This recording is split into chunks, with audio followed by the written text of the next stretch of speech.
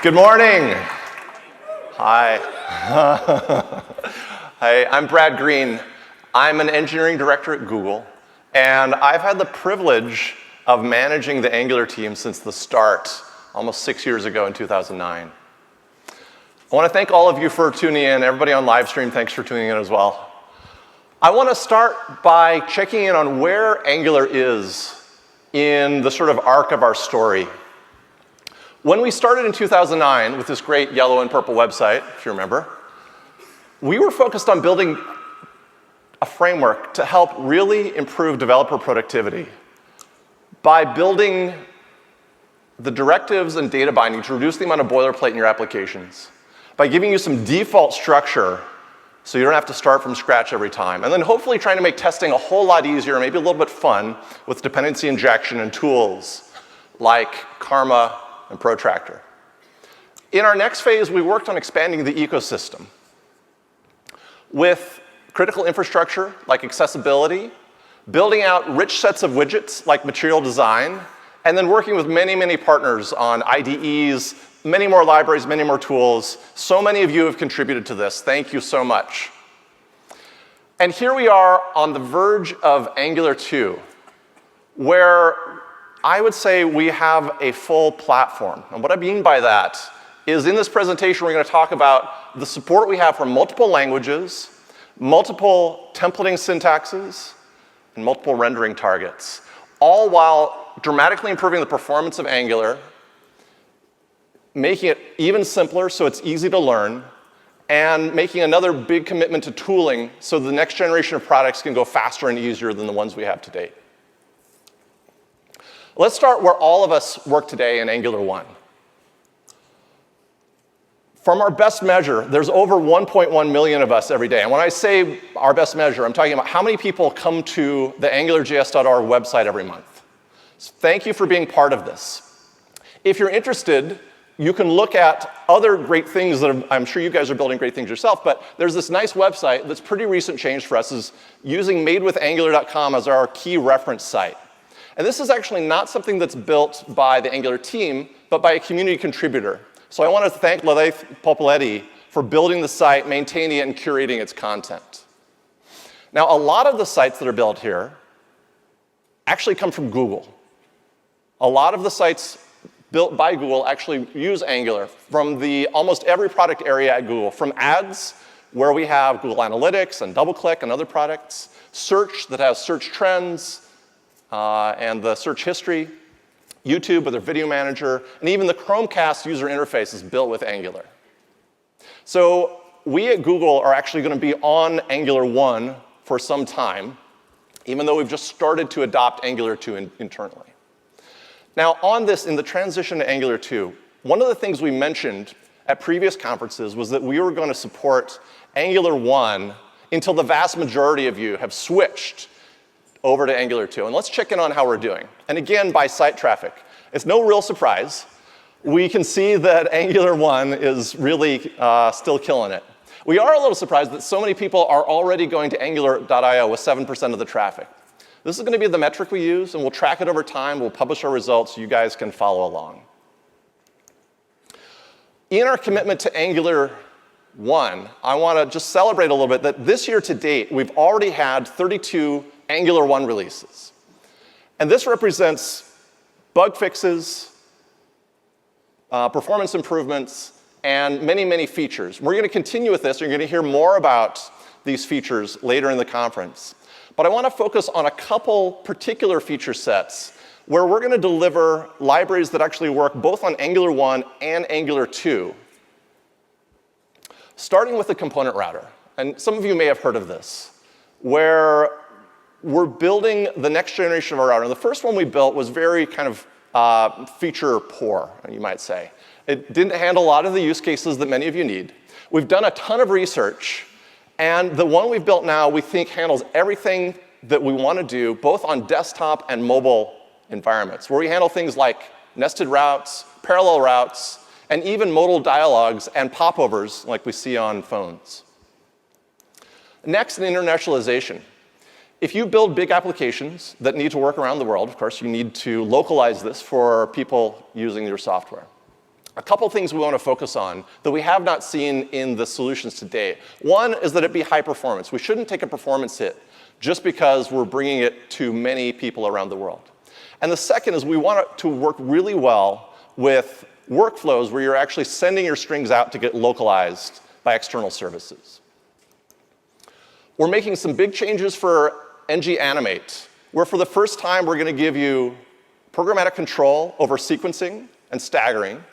We're going to let you do some richly choreographed animations in very little code. And we're going to make complex parent and child animations slick and easy. OK. Now, most of what you're going to see at the conference here is going to be talking about Angular 2. We're still committed to Angular 1, but a lot of the excitement we've got is for the next thing we're building, and I hope you guys get excited too. So Angular 2. From the get-go, we wanted to make sure that this is built for speed across the board. Now, speed doesn't mean just one thing. And so we've looked at many different areas on how do we optimize this framework so your applications are going to be incredibly fast. From loading time to the compile, where we take the template and turn it into something we can combine with your data to render the first view to your user. And then as the user uses your application, re-rendering it again and again, and making it fast at each of these phases.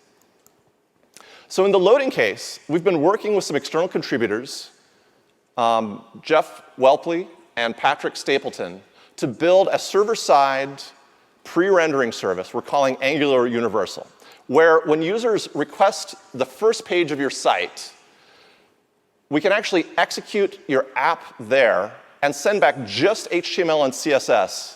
This is great not only for speed, where I can get the first view in just a few hundred milliseconds, but also great for SEO, so that web crawlers get an HTML-only view of your site. In the compile phase, in Angular 1, we actually did compilation at many different phases throughout your application, where this can happen again and again. In Angular 2, we optimized this, and really the trick around performance is how can we just do less work? And so we moved this work to the front, where when your application starts, we ensure that all of the template compilation has happened, and so we can spend the rest of the time just rendering and making the app fast. This has made Angular 2 faster, but we've got another trick that we've not yet released, but we're about there, where we're going to take that compile step and move it to a build step. And so this means compile no longer even needs to happen as part of your application. You can spend all the time rendering. This actually makes Angular 2 3 times faster to get to the initial view than what you're seeing today, in an already fast environment.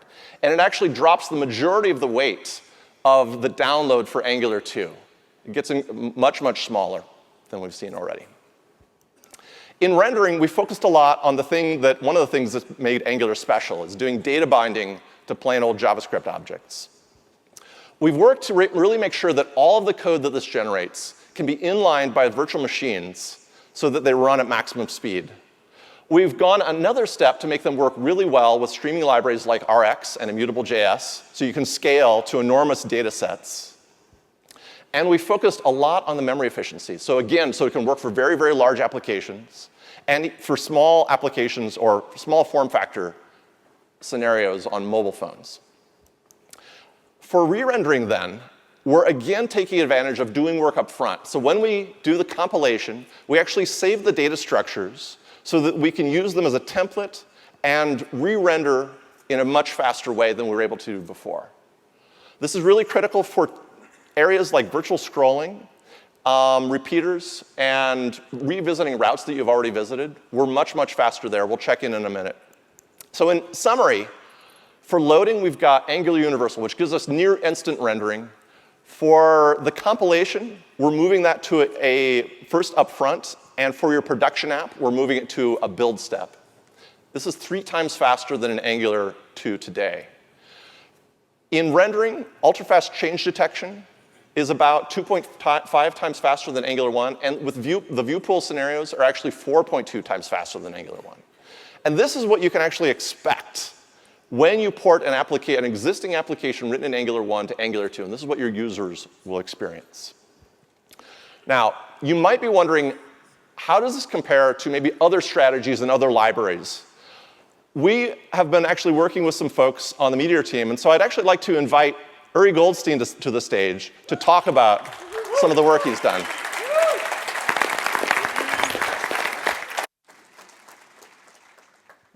Thanks, Brad. So I'm Uri, I work at the Meteor team. And in Meteor, just for those of you who don't know, we build a complete platform for your mobile and web apps. And a true open source platform, in a true open source platform, you can actually change any part you want. So with Meteor, you can use Angular 1, you can use Blaze, you can use React or Angular 2 or any other choice. But since you can choose, we wanted to check which one of them is the best in all the fields. So a guy called Sean McKay wrote a blog post where we tested the features of each one of those front-end libraries across in performance and in other stuff as well, but I'm here to talk about performance. And why I think this comparison is super important, definitely for using Meteor, and besides the fact that I work in Meteor, is the fact that Meteor is built on a concept that's called a connected client architecture. And I won't talk a lot about it, I'll talk more in my talk tomorrow, but the idea is that since Angular 1 came out, the newer front-end frameworks were built to support large consumer-facing applications. And large consumer-facing applications demand certain types of architecture and expect the backend and the full stack to do more. And you probably heard about the Flux architecture and all kinds of those ideas. And we think that Angular 2.0 supports that architecture in a better way than the others. So we tested it out. So what we built was actually, we built the same application on top of the Meteor platform with 4 of those front-end frameworks. And we tested, it's a very simple application. It does initial rendering, first with 10 elements until 5,000. And then it finds specific elements and re-render them, like Brad said before. And we use automated tests for that, mostly Protractor, also from the Angular team. And we ran these tests a lot. And the results are pretty amazing. So when you look at the performance, from the start, you see that Angular 2.0 is just destroying it. It just, even when the graph is a little bit lying, because it looks like at the beginning, Angular 2.0 and the competition looks basically the same, but it's not. If you look at the numbers, that from the start, Angular 2.0 is much faster. It's just that the change is so large and big that it shows really small on the graph. But then we tested it again, but we re-rendered the stuff. And here, Angular 2.0, you can barely see the line on the bottom. Angular 2.0 is the red line. So this is pretty extraordinary. And you don't have to trust me for that. You can just go and check out the blog post and check it out for yourself. It's all open source, and you can try it yourself and run it on your own machines with different versions. And I want to thank Brad and I want to thank the Angular team also for working with us on the new Angular 2.0 Meteor package. So, thank you. All right, Uri, thank you very much. Now, if you've been watching us, you actually know that we're partners with folks throughout the industry. We love the folks on the React team, many other libraries. We treat them as partners. But we do push each other, and I think this is a really good thing about this industry. We're really trying to find the best ways to build applications. I think it's a really fun time in the industry right now. There's a couple things that we think we can do to actually push our abilities even further to get even some more speed. And to date, we've had the JavaScript environment as something that's basically been a single-threaded scenario. We've had web workers, but they've been kind of hard to use. This summer, one of our interns, Jason, built a version of Angular 2 that runs inside a web worker. And what this means is most of Angular and all of your code can exist in another process. And we think this is going to be really important. It's very experimental at this point, but you can see his presentation. You should go. It'll melt your brain. It's great. We think it's really important for applications where you might have to do a lot of heavy computation, and you want to have a slick 60 frames per second user experience on the front end, where things like video, photos, audio processing, that would be a great scenario for doing sandboxed plugins, where you don't trust the code, but you want to load them and execute inside your application. You could do headless integration tests on Node.js with this that can run screaming fast. And we actually think it can help out on mobile to keep the application very fluid at the same time I'm doing garbage collection or data processing inside my application. So we're excited about this. It's very early. We would love you to try it out. We not only just want to make this a very fast environment, but we want to make it easy to learn. And so we focused a lot on the simplicity of the whole ecosystem. And we started with templating. How do we specify the bits in HTML that get rendered? A couple things we've done. If you've been following Angular 2, you know a couple of these things. But in Angular 1, we allowed you to bind to attributes, which are kind of the initial state of the DOM. In Angular 2, we bind to properties, which is the sort of live continuous update state. This is very powerful. In this example, I'm binding to an input where I want to take the value in first name and put it in the value property in my input. It's very simple, use a square bracket notation. This actually allows us to drop a lot of the directives that we have in Angular 1 that we just no longer need. Things like ngSource, we just don't need them, ngURL. For doing event listening, we've got a syntax using parens, where if I want to listen to the click event on this button, I can just put it in parens. I can also pass the event structure into whatever function I have to take care of this. Again, this simplifies the number of directives you need to learn, because I can just, for any event that exists now or will ever exist in the future, I can just use this syntax. I don't have to have an ng mouse move or an ng click or any of these things anymore.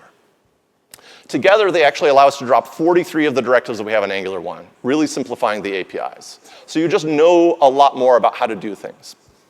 For two-way data binding then, we do the logical thing. We just combine these two syntaxes, very easy to explain, and have the same sort of effect with ng model like we have in Angular 1. Also in Angular 1, one of the things we've seen people doing is that usually, whenever they had built a controller, they often had a directive that had a template with it. This is a very common pattern we saw again and again. And we allow you in Angular 2 to create these together in something that we call a component. And let's just take a look at the syntax about this. This is not the class where you learn how to build them, but I just wanted to point out a couple things. In ES5, you can simply define these with a function. And the top for the display component, this is what we could think of as the controller bit. And then down below, we set up a couple annotations that specify what was the directive with a template, where I specify the selector, this will be in a display element, and the template that gets inserted into the DOM at that point.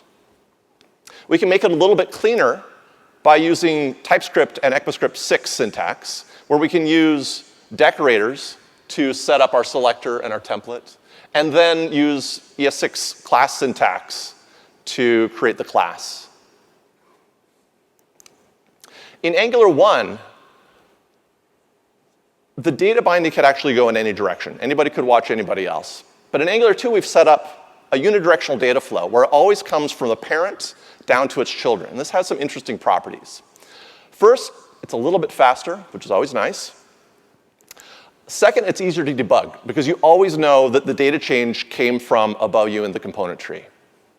And then lastly, it actually works better with streaming libraries like Rx and with Flux libraries, so that you can do functional reactive programming in your Angular applications. In addition to making it easier to learn, we care a lot about your day-to-day workflow. We want you to be very, very productive. There's a couple areas here. So number one, I mentioned at the beginning that we want to support multiple languages in Angular. There are over 100 compiled to JavaScript languages that you could pick, and they will work with Angular 2 just fine. But there's a couple we think are reasonable choices that you folks might make. We've gotten a lot of questions on these, so I did want to go through them and maybe give you a way to think about how would I choose one versus the other. So ES5, this is the one that runs in the browsers today. And it requires no compiler, so this might be the reason you pick it. It's also something that you probably know already. There's nothing new to learn. Many people, if you're a company, it's very easy to hire these folks. But we know that there's a lot of really cool things coming down the pipe in ES6. We've got class syntax, we've got standards for module definition, for promises, things like the spread operator and fat arrows that make my coding much more productive. So I might want to move to that. The next decision that I might make is to figure out, do I want types in my application? Where ES5 and ES6 don't have types, TypeScript and Dart do.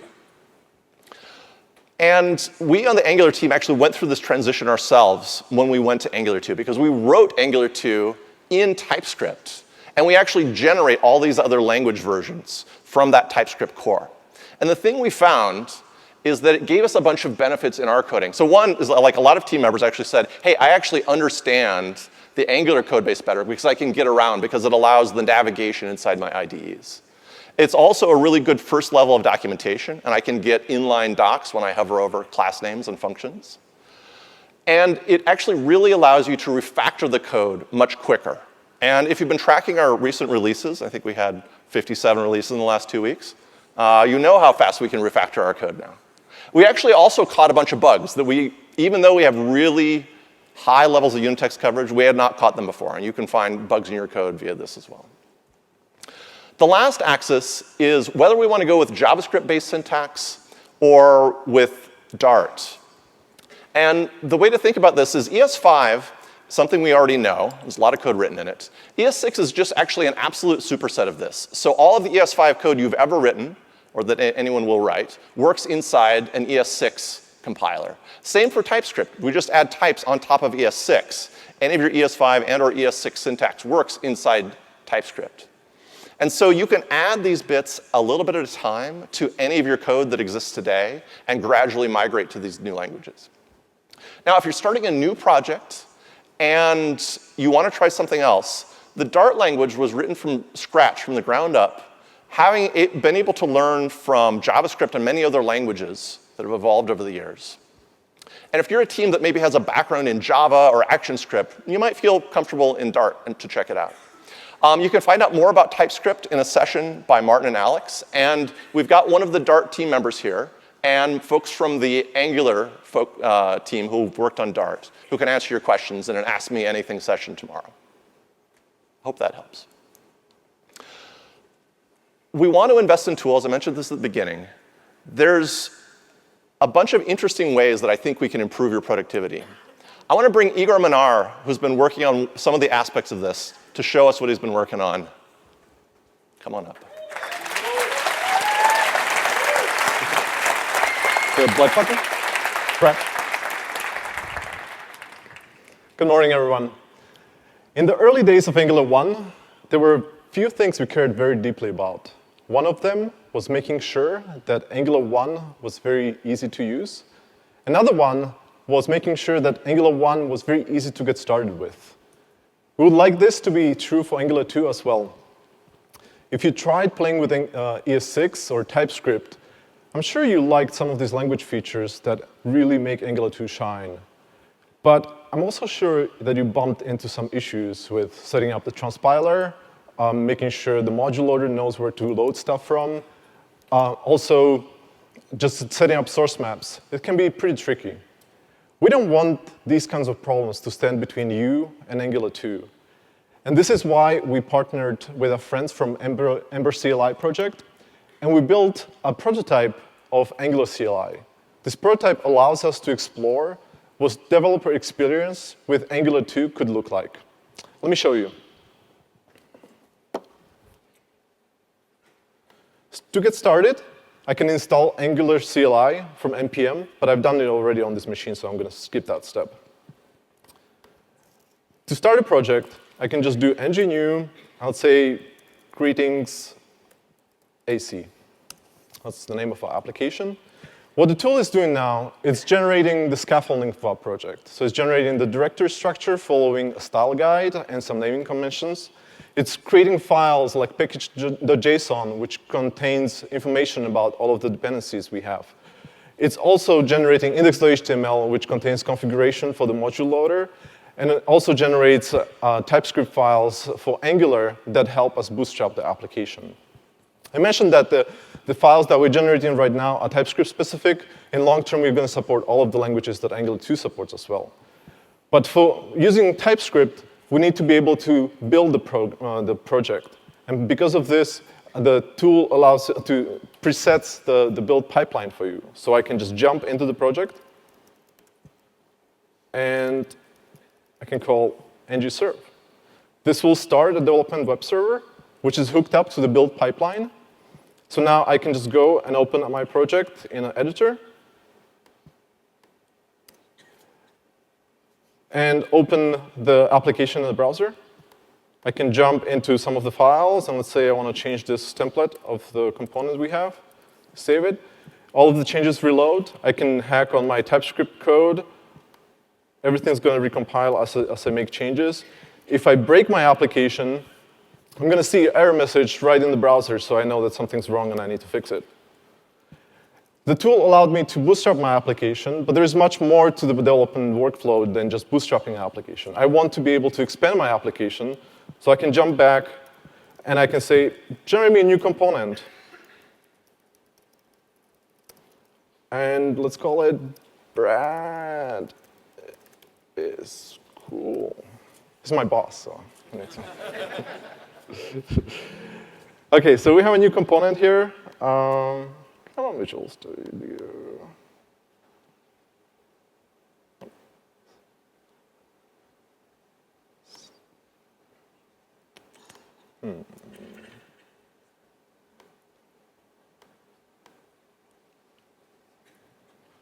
It's there, it's just Visual Studio Code is taking longer than what I would like to see it. Stir? Oh, OK. Sorry about that. So what we have now is we have all of the files generated, including the TypeScript file that contains all of the imports and all of the metadata that is generally needed for this component. We have a template. We have a place to put our CSS code into. And we also have a spec file for any unit tests. So the tool really allows us to generate the scaffolding for components, for services, for filters, or as we call them in Angular 2, pipes. And with this, we can really expand our application. I think that the tool should not only help you to build the application, but it should also help you get the application to the hands of the users that should use this application. And for this application, it's pretty simple, so we should be able to deploy it as a GitHub page. So all I need to do for that is I can do ng GitHub pages deploy. It's going to ask me for username and password.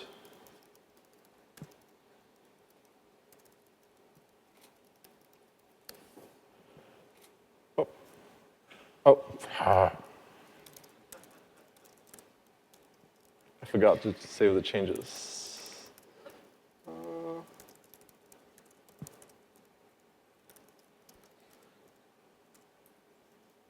That's fine.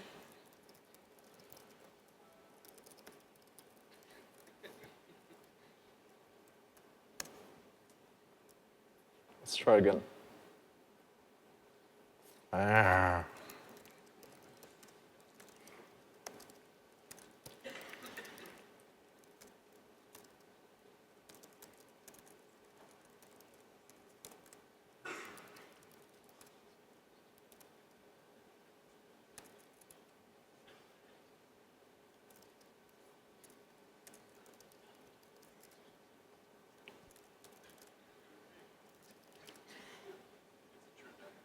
Yeah, this is a problem with light demos. OK, I'm going to skip this step. Never mind. So sorry about that.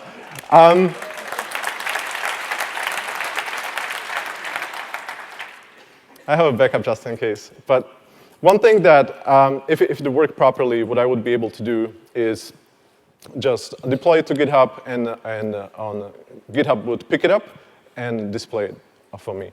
So there's a lot of stuff that tools can do for us. And in this case, there is a creation of the GitHub repository happening. We need to be building the application. We need to take all of the files, put them on the special branch. And it's a lot of work that we shouldn't be doing by hand. We really want tools to automate all of this stuff. And tools like Angular CLI can really help with this. As I mentioned, this is a prototype, and you really saw it in firsthand. There is a lot of work that needs to be still done in order to make it truly production ready. If you are passionate about tooling, and especially if you're a company that has special tooling needs and is willing to help out with, please get in touch with me. Thank you very much.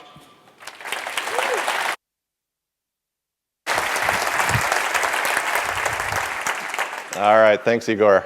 Cool stuff. There's another tool that you may have used called Batarang. And this is a Chrome dev tool that helps you inspect and debug your Angular applications. A lot of folks have installed it, about 300,000, which is great.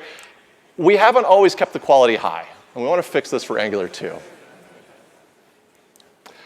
Now, I was talking to some folks at Wrangle.io, Nick and Yuri, and they actually have a really good sense of what we're trying to do in Angular 2. And they expressed interest in helping out, and so I really trust them. They're going to help build this, and they're actually leading this, building the new set of Chrome dev tools for Angular. Now, if you take Batarang and you combine it with Wrangle, obviously, what you get is Batarangle. I don't know if that'll be the final name, but that's what we're going with for now. And they're going to focus on things like performance analysis, template navigation, and debugging your live applications.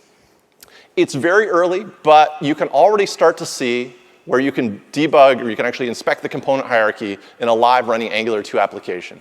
They're going to give a talk later in the conference, but you could go check it out now, wrangle.io/Batarangle, where you can go download it, leave feedback, and even help contribute. In Angular 1, we really focused 100% on desktop. We've been really lucky that partners like Ionic and others have built mobile versions, but we really want to contribute from the core team, from desktop, mobile web, to mobile install applications. For mobile web, we've talked about some of these pieces already, but we're going to be delivering in Angular 2 material design, which is a set of widgets that works on desktop, tablets, and mobile phones. For Angular Universal to be able to have phones on low bandwidth connections have a great first render experience. And then with web workers, be able to increase the ability for us to have expensive processes go on in the background while our application remains at top speed for the user.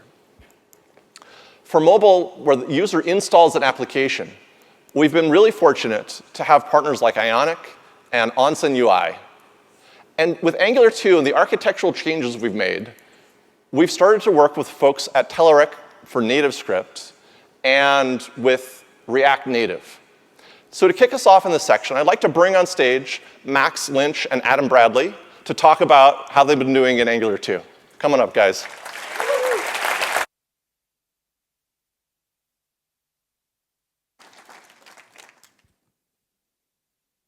Hey, everyone. First of all, just want to say we're super excited to be here. Thanks so much for having us. I'm Max. This is Adam. We're two of the original creators of Ionic, and we're super excited to share a little bit with you today about Ionic 2 built with Angular 2. All right, so yeah, Ionic has been out for over 2 years now, and it was built on Angular 1 before ever the first NG conference. So we've been kind of proud to be part of all this, and it's been a lot of fun to be a part of all of it. And our Angular 1 has been awesome. It allowed us to build a mobile development toolkit where it was plenty performant, easy to use, and easy to customize. And also, it was built off of open web technologies, which we absolutely love at Ionic. And the community loved it. Creating over 1.2 million apps in a little over a year and a half at a rate that's currently increasing exponentially. So that's 1.2 million more Angular apps in the world, over 4,000 new ones created every single day. And these are being built by small startups all the way up to some of the biggest companies in the world. And their apps have been featured by Apple, Google, Amazon, with millions of installs, millions of users, and 5-star ratings. But after building millions of mobile apps, I think the community realized that Angular could be improved in a number of ways, especially as it started to be used a lot more often to build mobile apps. And so Angular 2 was built to kind of push Angular into this mobile future, and we knew immediately that we had to adopt it. So since then, we've been working closely with the Angular team to really help reshape the next version of Ionic and Angular 2. But really what's most important is that we wanted to make sure that Ionic was optimized for this new architecture and really take advantage of the performance. It's also the web workers thing. That's really the really cool part that we like about it, because it allows us to separate the UI from the non-UI code, which has a huge impact on mobile. And it's also allowed us to create more of a GUI-style API, which makes it easier to use, more familiar to developers, and even easier to customize. On top of that, something that's really, really cool about Angular 2 that I think people are going to really love when they start to use it is you're really just writing vanilla TypeScript in ES 2015 most of the time. So the code that you write's really, really portable. It'll work for your mobile app, your mobile website, your tablet app, your TV app, your desktop app, and your website, all without really changing anything. So with Angular 2, Ionic apps are easier to create, they're faster, and they're much more cross-platform. And that's what we call a win-win-win. That's right, Max. And so we've also been able to had a lot of new features added with Ionic 2. And some of the biggest changes that we added would be the overhauling the navigation system. And by that, we've been able to really enable apps to really push the limits of what's possible in a browser. And in addition to that, we've added first-class support for Meteor design. So that means that you can develop HTML and JavaScript once, and depending on the platform that your users are running on, it's going to adapt to that platform. So this makes it very easy for you to write your app once on iOS and Android using classic web standards. And on top of that, we've also enhanced our theming system even further, so that it's even easier for you to go ahead and build the apps for your brand, along with many more components and so on and so forth. So we've been talking about Ionic 2 for a long time, and we've kind of just been teasing everyone like, you know, it'll be out soon, just wait. And we've gotten tons of questions, and we've always just kind of said it'll be ready when it's ready. Well, today that changes. Ionic 2 is ready to be used today, and we're actually opening it up to everyone with an open public alpha. So if you want to check it out, go to ionic.io/2. Please be warned, this is like the first time we've ever shared it with like a large number of people. So it's going to be buggy, it's going to be alpha, but we think it's ready enough to use to kind of see where Ionic's going and to start using Angular 2 today. So if you start using Ionic 2, you can basically start messing around with Angular 2 and TypeScript and get a feel for it. We think that you're really going to love it, and I think most importantly, I think it'll change what you think about the web on mobile and what's possible with web technologies on mobile. You know, combining this awesome open web stack that we have that so many millions of developers and designers know around the world with these great user experience benefits of a native app. So we think you're going to love it. We've been working really, really hard on it. Really excited to be able to share it here at Angular Connect in London. Great venue, great conference for it. So please check it out and let us know what you think. Thank you.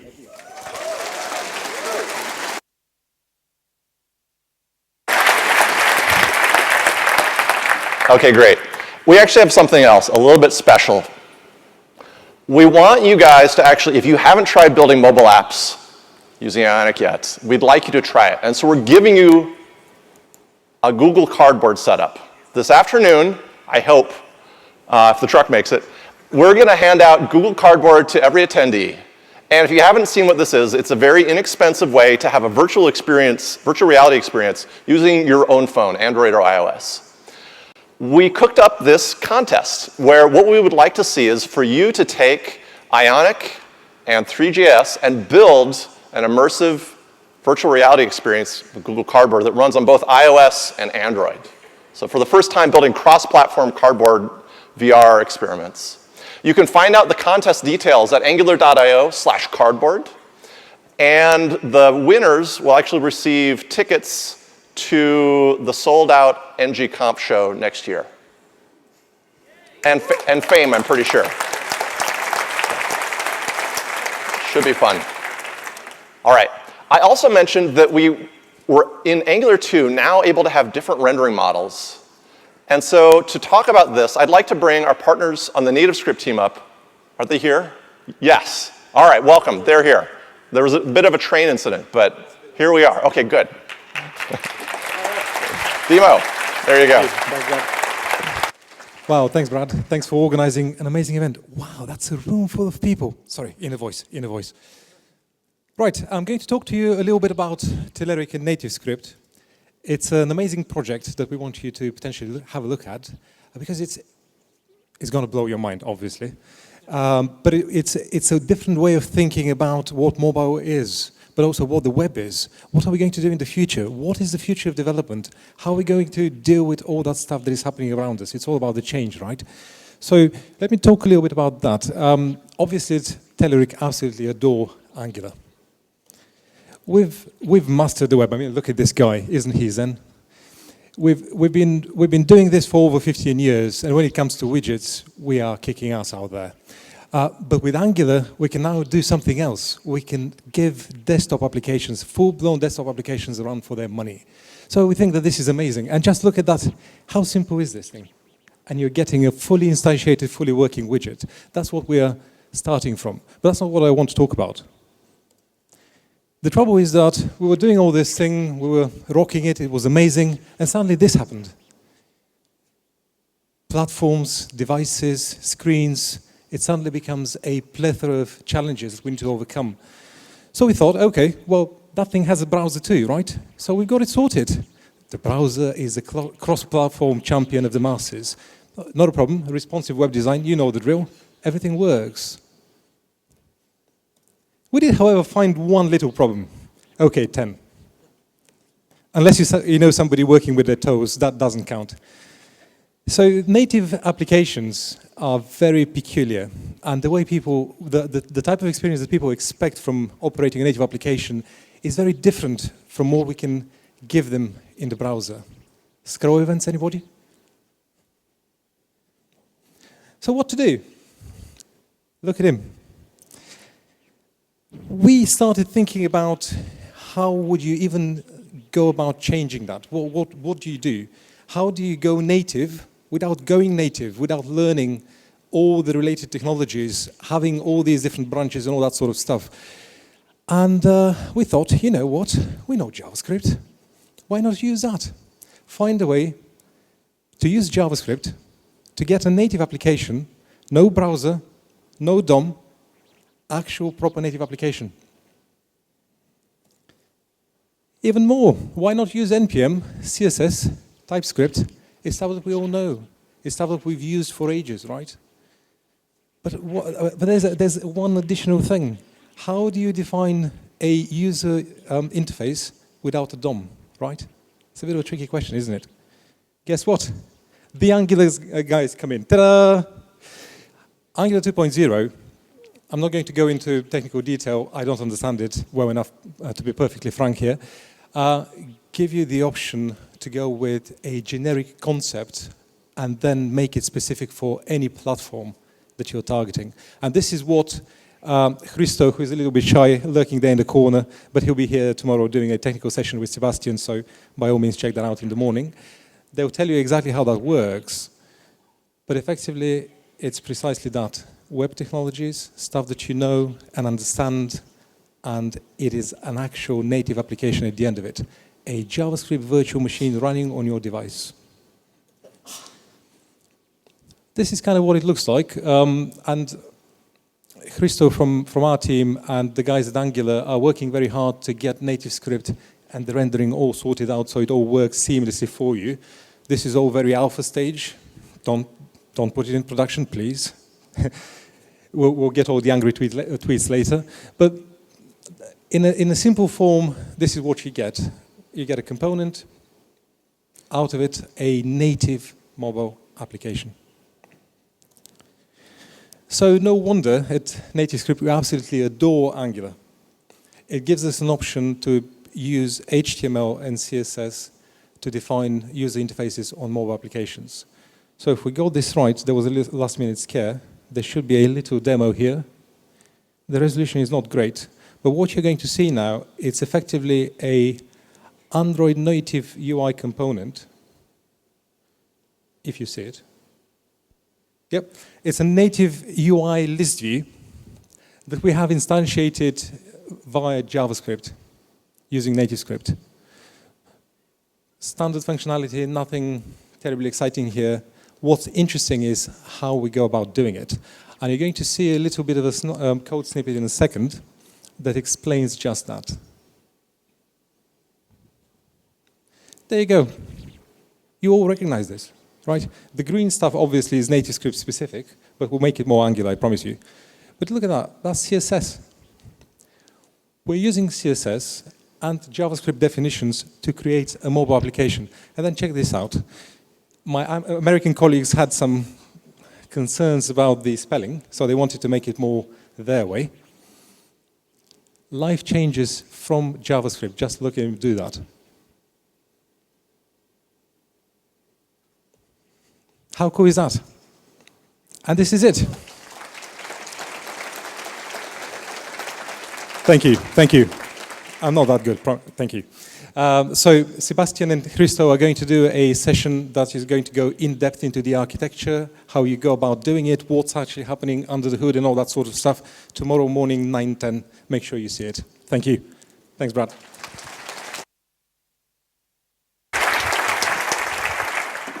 Okay, awesome. Okay, I gotta stop that, right, technology, got it. Okay, let's talk about what just happened here. In Angular 1, we combined an HTML template with Angular, with your data, to create a DOM view. And we can do the same thing in Angular 2, we've seen this. But what we just saw was combining an XML template with data to create a native UI component view. So this is what I mean when Angular can now support multiple templating languages and multiple renderers. It's actually a technology that we use in Angular Universal and in the web workers to be able to render somewhere else other than the DOM. The future's open. Although I think we've got all that we need for most of your applications, some of you may want to try it out with different systems. Maybe someone would like to do something like a WebGL templating system. It could be XML. Combine it with data, get a 3D view. Interested to see what folks will come up with. All right, on to Angular 2. I hope you're as excited as I am about what's coming down the path for Angular 2, but maybe you feel a little bit like this. How do I get there? You know, I've got a big set of application, a lot of code invested in Angular 1.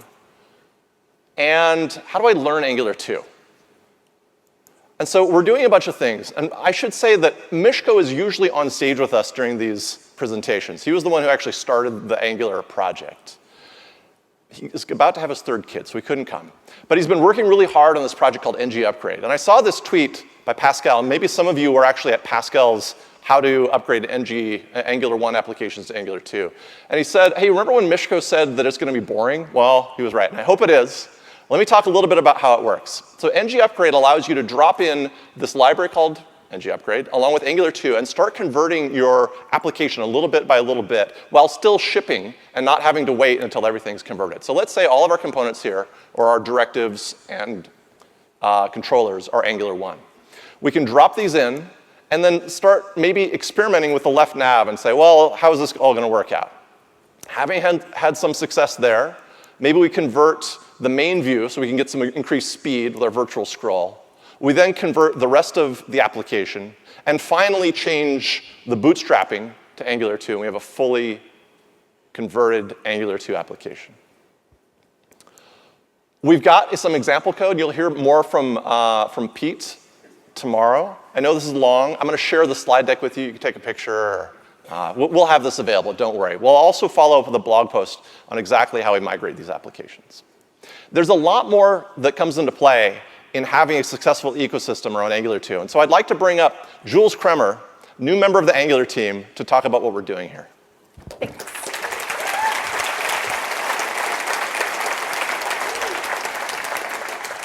Hey, I'm Jules, and I'm brand new to the Angular team. I started recently to take care of our external developers, that's all of you, and then look at the ecosystem that you need to be successful. It's been a while since I've been on stage at a developer event, but I did spend my whole career writing code somewhere on the Microsoft platform.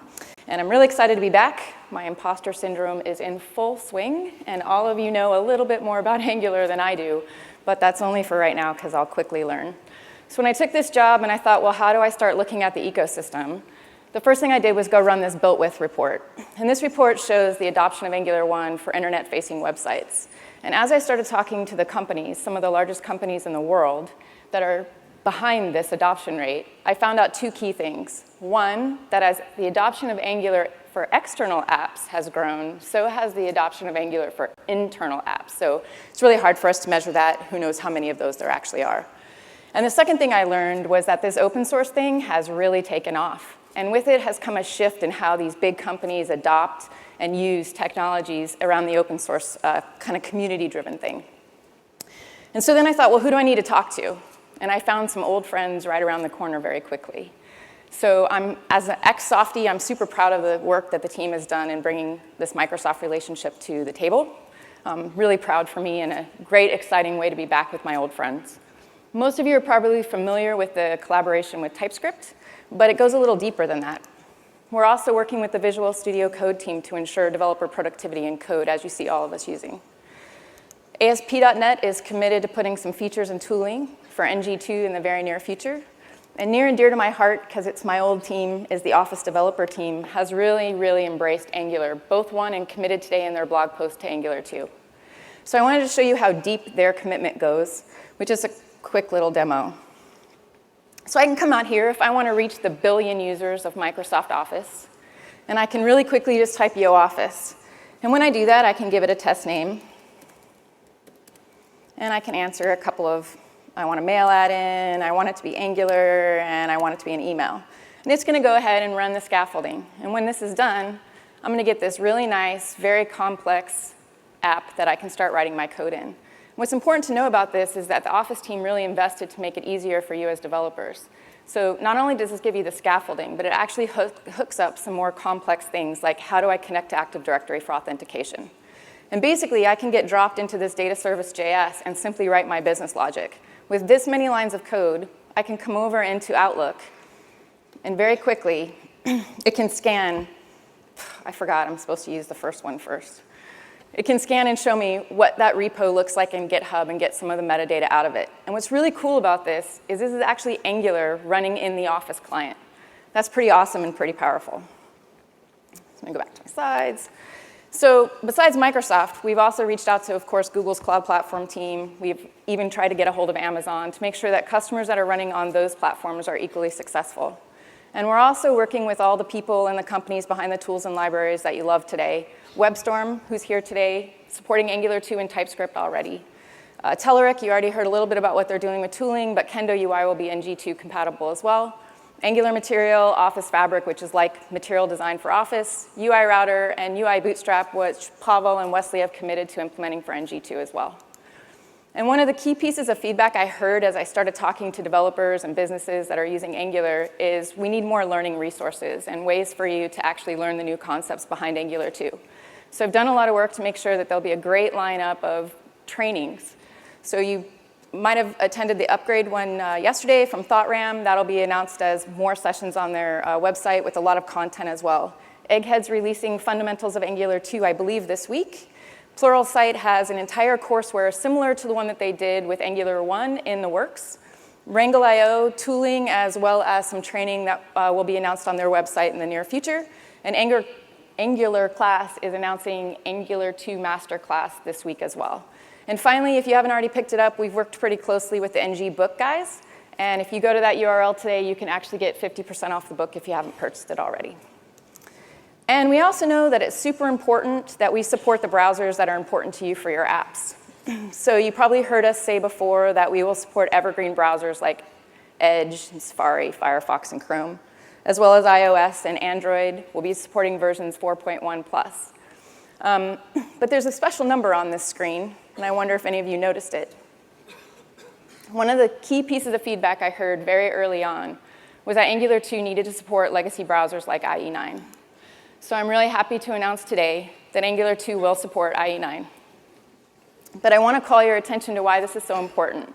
It's really important because this did not happen by the Google Core Platform team. It actually happened from a couple guys named Pavel and Mark who actually work for Amadeus. Hopefully in Europe you know who that is.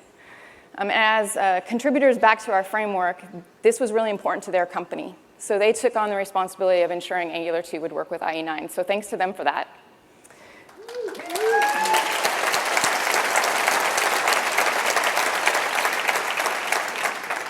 But it brings me to the last point in the call of action I'd like to give you all, which is open source is really community driven. You wouldn't use a library that had no contributors. And it's really important for you to give back to this platform and make it the best it can be. So I ask you to think about what you can do to contribute back. For some of you, I've heard that this can be really a problem.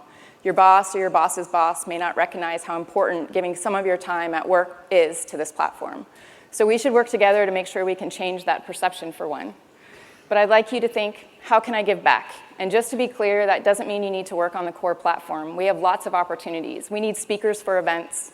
We have reference apps that need to get written. We have content and best practices that all need to be influenced by your experience. So I ask you to think about how you can do that, and I hope I meet you along the way.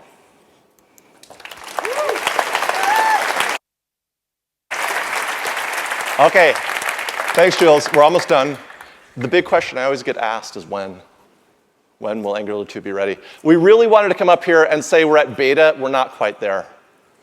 But we're really close. Let me tell you why. Let me tell you why. We've actually been working on Angular 2 with a bunch of teams inside Google. And one I've talked about is actually one of my own teams, Green Tea. It's a pretty big team, 70 developers with over 300,000 lines of code and 500 components. We've been porting it to Angular 2. We've been being successful with it. We kind of know how these projects go. Additionally, the Google Fiber team, Google Fiber installs high-speed internet and cable to people's houses. Their application, almost ready to launch. I've got one more. The biggest client we've ever had inside Google, our biggest moneymaker, is actually now riding on Angular 2. Google AdWords has hundreds of developers, millions of lines of code, porting to Angular 2. They've actually been a tremendous partner for us in helping us understand what it means to scale to the largest applications we know of and have a really good developer experience. And so we're using this feedback to make sure that we're releasing a super high quality project. So we're at alpha, but let's celebrate a little bit. We know it's fast, simple, productive, and it's available. You can go try it out. Beta, there's just a couple more things we want to do. We want to finish the docs, and there's some sort of P1 issues. There's about 50 of them we want to burn down before we tell you, look, the water's completely safe, come on in.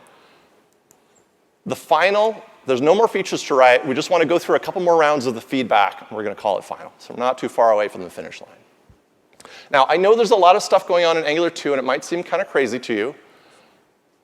If you're being successful with Angular 1, there's no reason to do anything on Angular 2 for a while. If, however, you'd like to jump in and explore, we have a new set of Angular docs we've launched just this week with a cheat sheet that you can see online, or you can download for printing in PDF, APIs, and a brand new tutorial that you can go through. I want to thank Ward Bell, John Papa, and a bunch of our other Google developer experts for contributing to this. That's some pretty cool stuff. Thanks, everybody. Have a great conference.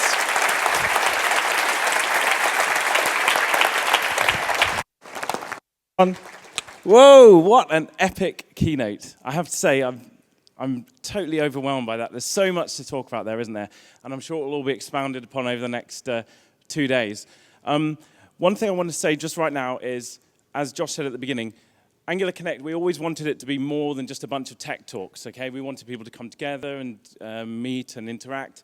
And one of the things I'm really proud of is that we've chosen to support a charity this year called Team Margot and Delete Blood Cancer. And I'd like to invite onto the stage Yasser Martini, who is Margot's father, who's going to tell you a little bit more about the charity and how you can get involved and help out.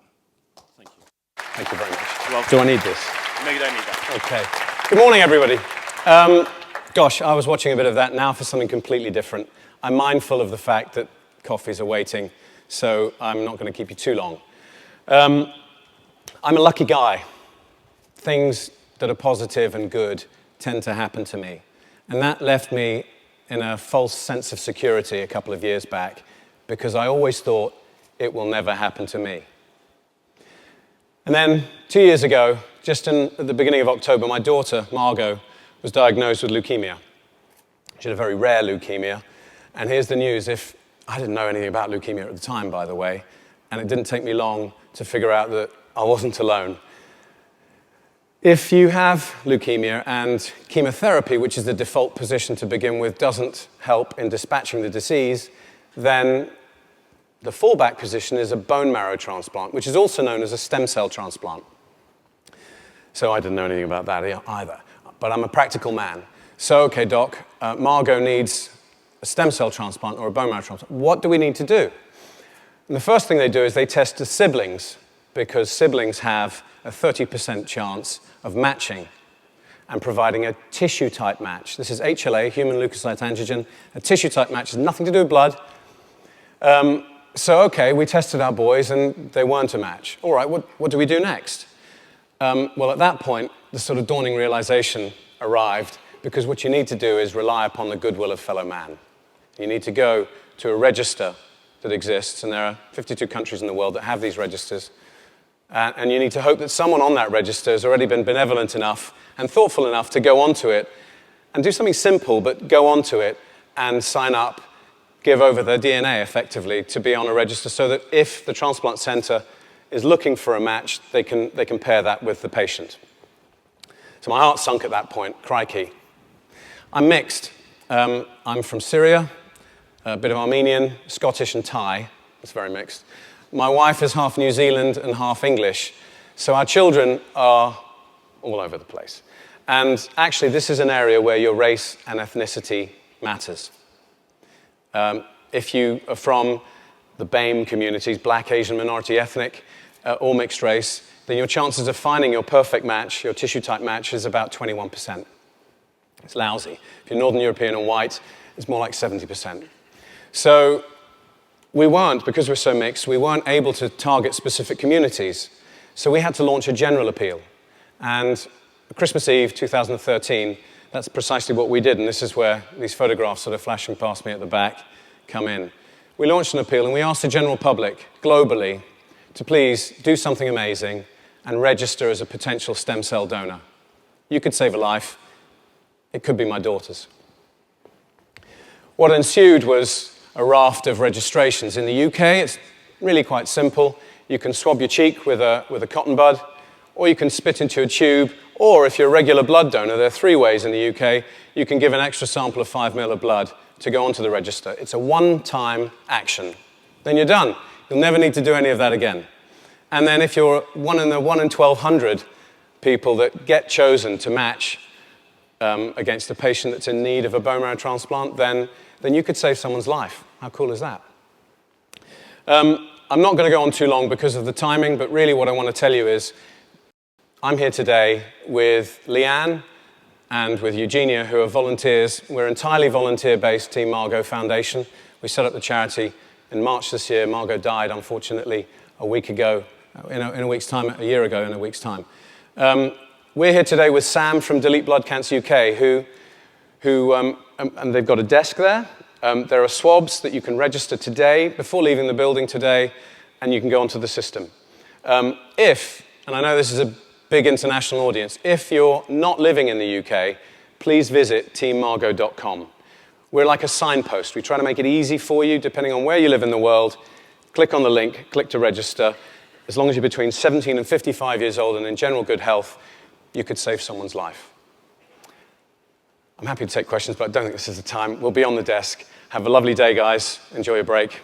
Thank you very much for having me.